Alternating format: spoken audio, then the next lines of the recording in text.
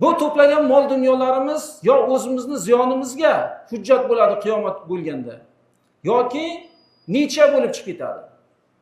Agar topgan mol davlatimizni Alloh yo'lida sarflasak, shundagina bizning manfaatimizga hisob qilinadi. Kim Alloh yo'lida sarflayapti?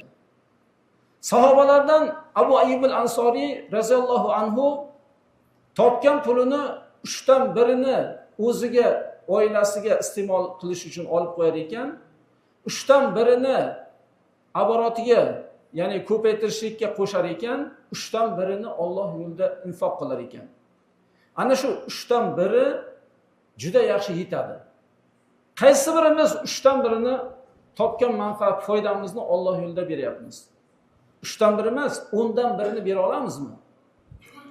Payg'ambarimiz sollallohu alayhi vasallam aytganlarki, sizlar qilayotgan infoqni keyingi ummat agar 10dan birini qilsa ham najot topadi deganlar.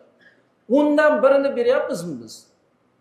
Birodarlar, bu mol ko'zimizga chiroyli ko'ringan mol bir kun kelib o'zimizni ziyonimizga bo'lib qolishi mumkin. Agar haloldan topgan bo'lsak, hisob kitob qilinamiz, haromdan topgan bo'lsa azoblanadi inson. Azob juda yomon. Mana shu molni azob bilan to'plagan bo'lamiz, qiyomatda o'zimizni boshimizga katta azoblarni keltiradi.